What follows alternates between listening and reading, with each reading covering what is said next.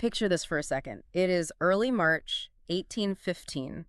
You are standing in a freezing mountain pass in the French Alps. Right, just outside this little town called Laffrey. Exactly. The cold is biting, the wind is just howling through the gorge, and the tension is absolute. You are looking at hundreds of royalist soldiers. Their muskets are loaded, aimed, and ready to fire at one single isolated guy. And this guy is an outlaw. I mean, Yeah. he just escaped from exile on the island of Elba. Yeah, he is completely outnumbered. The royalist commander is screaming at him to surrender. I mean, literally, one twitch of a finger and one of the most famous lives in human history ends right there in the snow. But he doesn't run.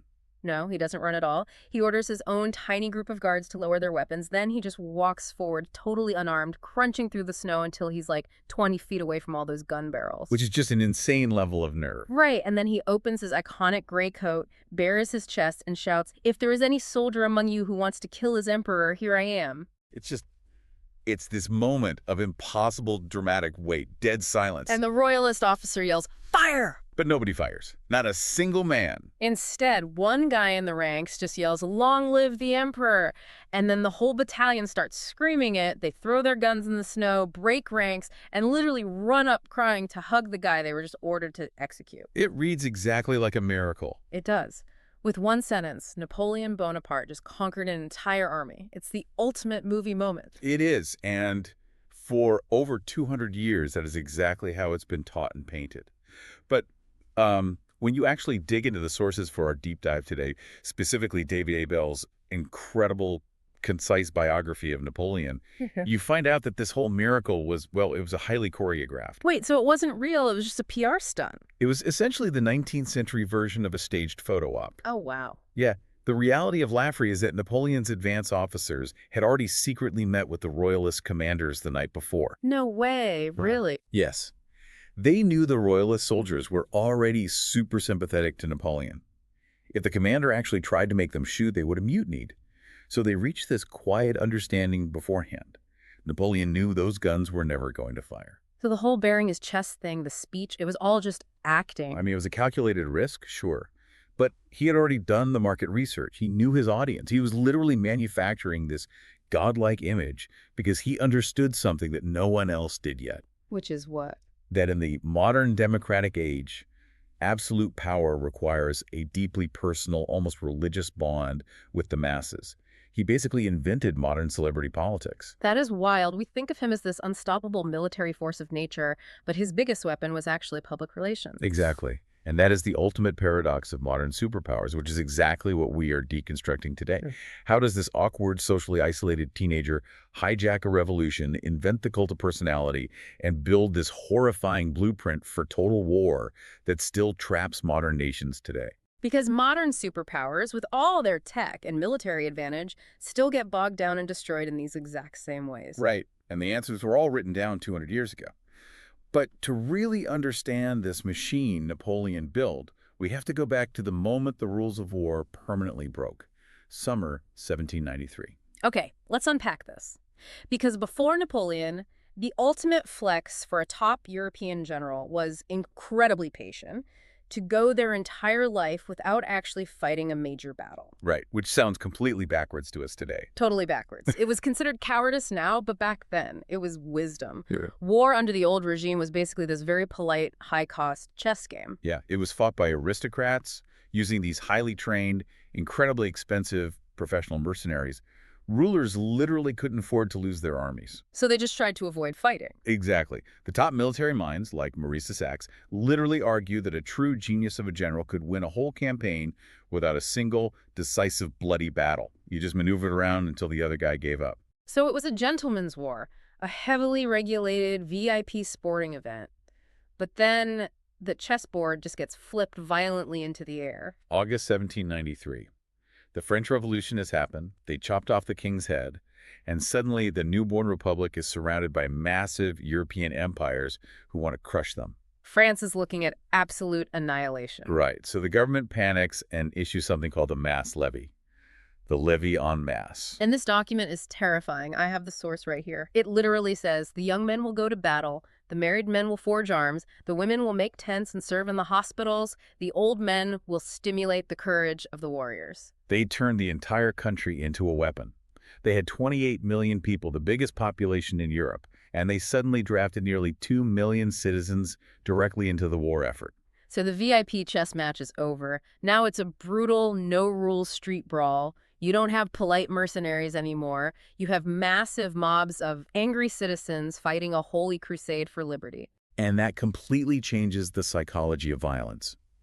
If a veteran Austrian unit shoots 500 French conscripts, the French don't politely retreat anymore. They just throw 1,000 more screaming teenagers over the dead bodies. The old aristocratic officers who knew how to actually fight had mostly fled the country or been guillotined. So you have this massive bloody vacuum at the top. Exactly. Which is the only way a guy like Napoleon could ever rise to power, because he was not some golden child destined to rule. No, and this is the most face-slapping, counterintuitive thing. The guy who eventually conquered all of Europe, the literal god of war, he started out just wanting to be a third-rate Gothic novelist. It is such a weird historical pivot. Young Napoleon was an outcast. He was from Corsica. He spoke French with this thick, weird accent, and he was sent to this elite military school in France where all the rich kids just bullied him relentlessly. They called him straw in the nose, right? Because of his accent. Yeah, it was brutal. He was poor. He didn't see his family for 5 years, so he just hid in his room and read books. And he wrote these incredibly emo, melodramatic stories. I mean, we have the drafts and the sources. He wrote this one line, "Oh, horror.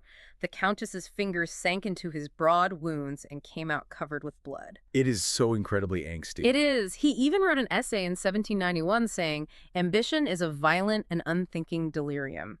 He literally diagnosed his own mental illness before he even had it. Right, but what's fascinating here is the psychology, because he never really stopped writing those melodramatic plots. He just stopped writing them on paper. He started writing them with real people. Exactly.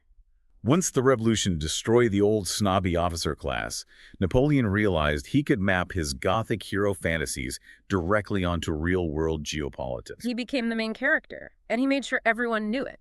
Which brings us to the bridge at Arcola in 1796. Oh, this is the perfect example of his PR machine. So if you look up the Battle of Arcola, there is this super famous painting by Gross. It shows Napoleon looking like an absolute rock star, jaw set, holding this massive flag, charging across a bridge into a hail of bullets. It looks so heroic. But the reality, the charge was a complete disaster. He actually got shoved off the causeway and fell face first into a giant, muddy drainage ditch. He literally almost drowned in the swamp. Yes. His men had to drag him out covered in muck, and his subordinate, General Augereau, was actually the brave one who led the real charge. But Augereau didn't have a PR department. Right. Napoleon knew that objective reality does not matter in the democratic age. The public doesn't care about a muddy swamp. They want a demigod. So he just made his own newspapers. Literally. While he was commanding the army in Italy, he just started 2 newspapers entirely dedicated to hyping himself up. One article actually said, "He flies like lightning and strikes like thunder. He is everywhere. He sees everything." That is North Korean levels of propaganda. It totally is. But it worked. He bypassed the politicians in Paris and built a direct emotional bond with the French public. And to keep his soldiers loyal to this cult of personality, he had to pay them. Which leads to the financial black hole of the Italy campaign. Right, because the government back in Paris is totally broke. The paper money is worthless. So Napoleon goes into Italy in 1796 with this ragged, starving army, and he completely invents the concept of war pays for war. He turns his army into a highly efficient, mobile looting corporation. It wasn't just random soldiers stealing chickens, it was state-sponsored theft. Oh, absolutely. The source data on this is staggering. He extracted 45 million francs in hard cash from the Italian states, plus another 12 million in jewels. And the art! He systematically stole over 300 priceless Renaissance paintings and Roman statues and just shipped them back to the Louvre in Paris. He proved he didn't need the politicians. He could conquer a country, steal its wealth to pay his own men in hard silver, and become completely politically independent. But here is where it gets incredibly dark. Because when you combine that cold, rational efficiency with an army that only obeys one guy, you get absolute brutality. And nothing shows that more than the disaster in Egypt. The Egyptian campaign of 1798. This was basically his ultimate Oriental fantasy. He wanted to be Alexander the Great. Yeah, he takes 160 scientists and scholars with him. He tells everyone he's bringing the Enlightenment to the Middle East. He even starts dressing up in local clothes, reading the Quran, telling the locals he's basically a Muslim savior. but the geopolitical reality slaps him in the face almost immediately. Admiral Nelson and the British Navy catch the French fleet and just blow it to pieces.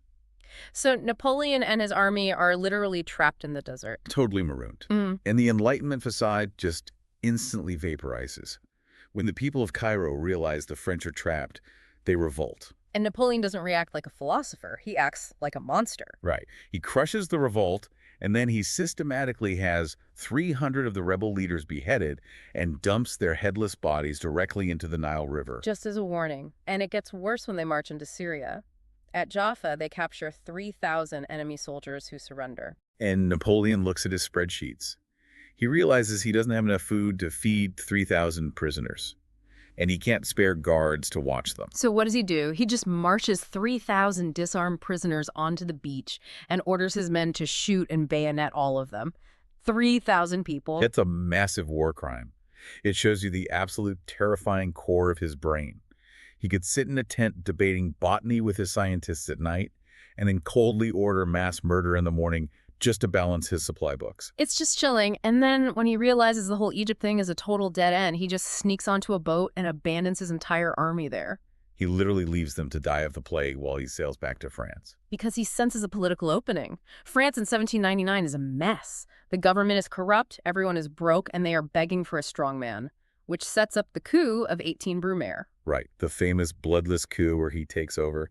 But the crazy part is, the guy we think of as this ice-cold dictator, he completely choked when it mattered most. He totally panicked. He walks into the government assembly room to basically tell them they're fired. And the politicians start screaming at him, calling him a dictator, an outlaw. And the great Napoleon turns pale, starts stuttering, and basically has a panic attack.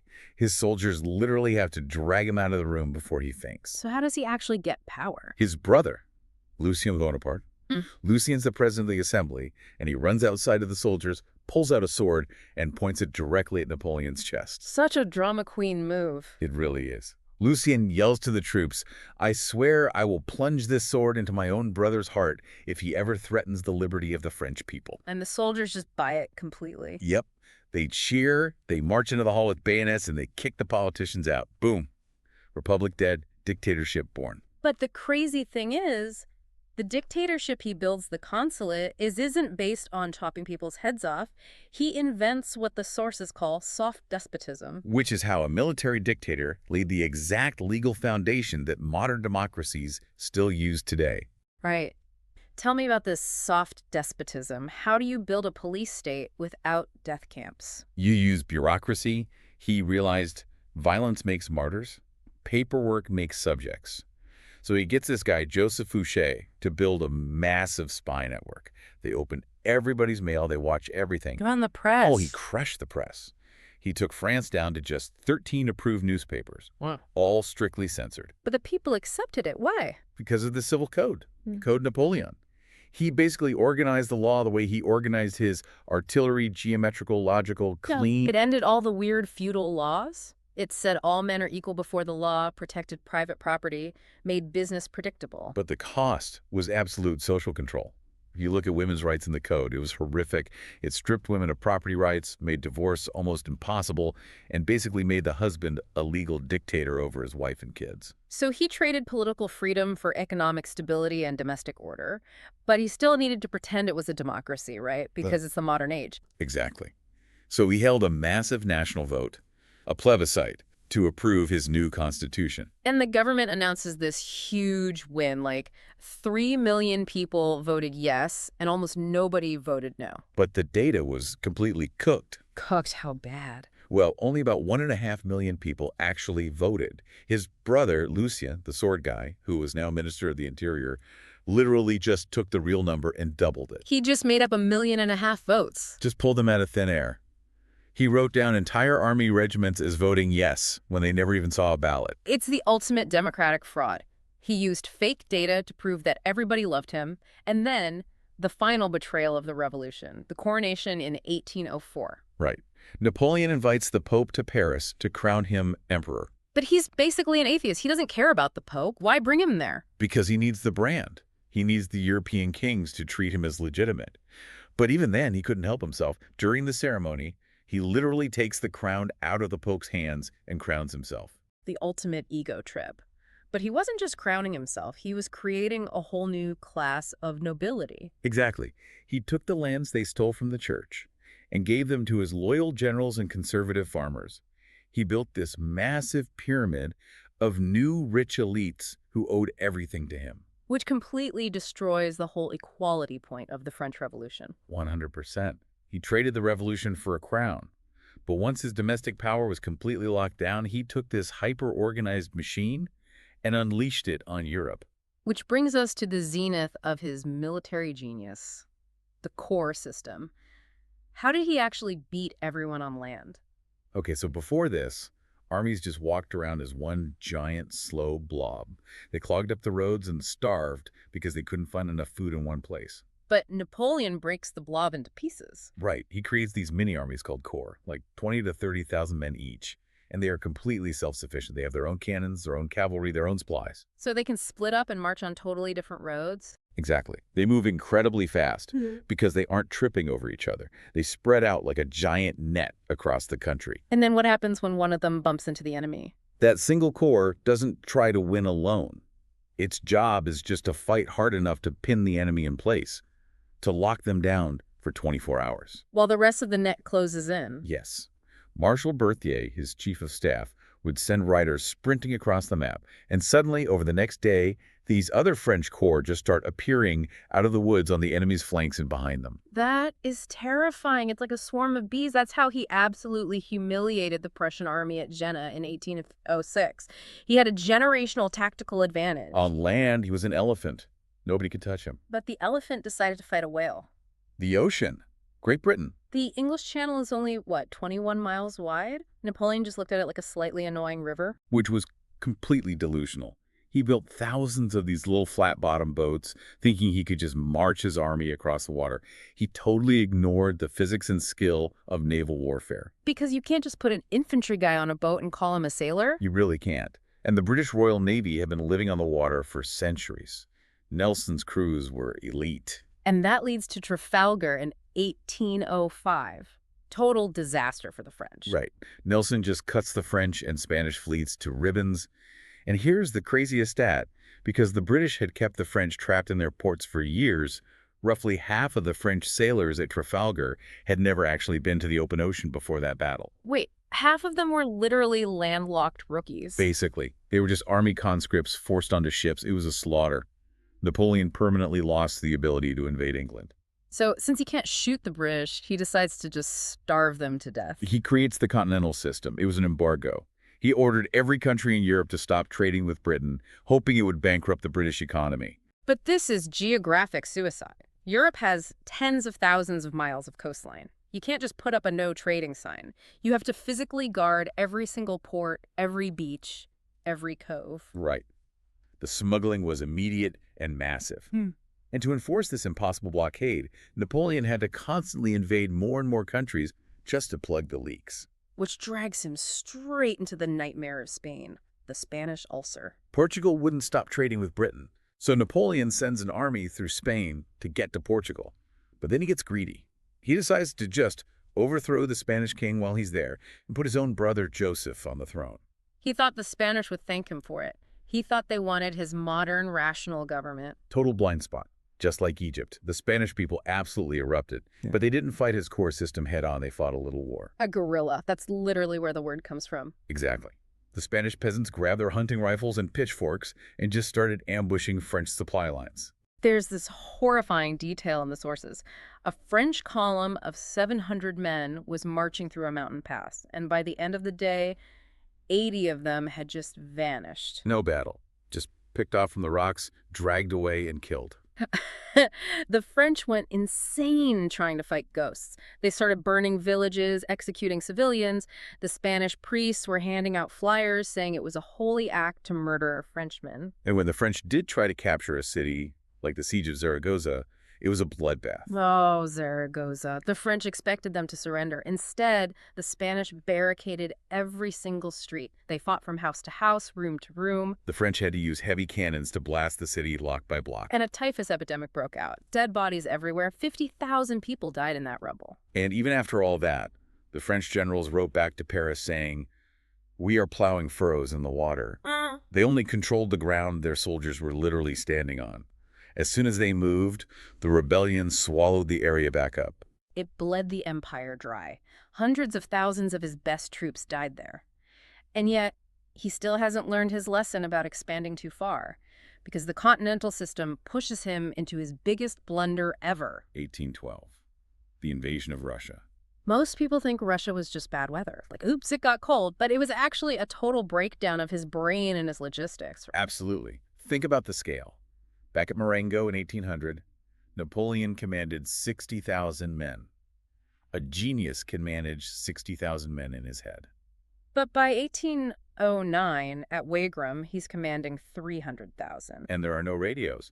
He's still relying on guys on horses to deliver paper notes. The battlefield had just outgrown his physical brain. He couldn't do the fancy flanking maneuvers anymore. He just started using giant battering rams of men. So when the Tsar of Russia refuses to follow the trade embargo, Napoleon decides to punish him.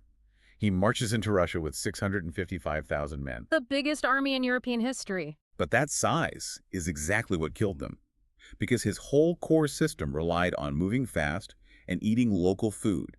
You cannot feed 650,000 men off the dirt roads of Russia. Especially because the Russians used scorched earth tactics. They literally burned their own farms and towns as they retreated. The French were starving in the summer heat before they even fought a battle. They were drinking from mud puddles and dying of typhus. They finally get to Moscow, thinking the Tsar will surrender. But the Russians just burn Moscow down too. So Napoleon sits in the ashes for a month, realizes he's trapped, and orders a retreat. And that is when the winter hits. And this is where the greed completely destroys them. When they were packing their wagons to leave Moscow, they had to choose what to bring. You'd think they would pack food or winter coats. Nope. They stuffed their wagons full of looted silver, paintings, and jewelry from the Russian palaces. They prioritized treasure over their own survival. And they paid a horrific price. Men's toes were just snapping off from frostbite. They were going blind from the snow glare and wandering into the woods to die. They were slicing meat off living horses to eat. There are stories of men cutting open a dying horse just to crawl inside its stomach for warmth. The buglers literally froze to death with their brass instruments stuck to their lips. And the absolute lowest point is the crossing of the Berezina River. The Russians had trapped them against this freezing river and the bridge was gone. So Napoleon orders his Dutch engineers to build a new one. These poor guys had to wade into ice-filled water up to their chests. They could only survive in the water for 15 minutes at a time. Almost all of those engineers froze to death building that bridge. And when it was finally done, the starving French army just panicked and stampeded. Thousands of guys were trampled or pushed into the ice to drown. 655,000 men went in. Yeah. Barely 85,000 came out. He absolutely destroyed his own army. But here is the massive historical irony. The only way his enemies finally beat him was by turning into him. This is the ultimate punchline of the Napoleonic era. The kings of Europe realized their polite, aristocratic mercenary armies were useless. So what did Prussia do? After getting crushed by Napoleon, the Prussian king did something he would have hated 10 years earlier. He drafted his own peasants. He created the Landwehr, a national militia. They gave the commoners guns. Exactly. They copied the French corps system. They copied the total national mobilization. They studied the Spanish guerrillas. Clausewitz, the famous Prussian military writer, lived through this. He realized the gentleman's game was dead forever. He literally wrote, "The war of the present time is a war of all against all. It is a people which wars on another." Napoleon taught Europe how to fight total war. He forced these conservative kings to unmuzzle their own citizens. And they used his exact invention to crush him at the Battle of Leipzig. 500,000 Allied soldiers just swarmed him. They pushed him back, exiled him, and even after that crazy Laffrey comeback we talked about, they beat him for good at Waterloo. Because they weren't fighting like 18th century snobs anymore, they were fighting like modern nations. Which brings us to the legacy, the snake eating its own tail.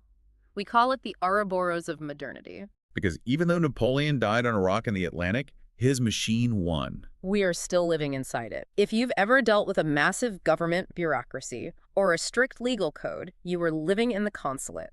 He proved that people will accept an authoritarian state if the trains run on time and the laws are predictable. But the curse is the military side.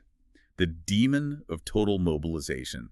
The idea that a country will throw its entire economy and youth into a meat grinder just to survive. Look at the world right now. When you see a superpower with massive tech and weapons invade a smaller region only to get slowly bled to death by local insurgents hiding in the hills, you are literally just watching the ghost of the Spanish ulcer. And when you see politicians today manipulating algorithms and staging fake grassroots rallies to manufacture a consensus, that is just Lucien Bonaparte doubling the fake votes on a digital scale. And when an empire tries to sanction and blockade half the globe, pushing its own economy to the breaking point just to maintain control, it's the continental system all over again.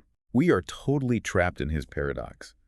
The tools that make a state incredibly powerful, the PR machine, the bureaucracy, the mass army, are the exact same tools that force it to violently expand until it collapses. He proved you can conquer the map with math and artillery, but you cannot command the irrational, messy depths of the human spirit. You really can't. This has been an unbelievable dive into the sources.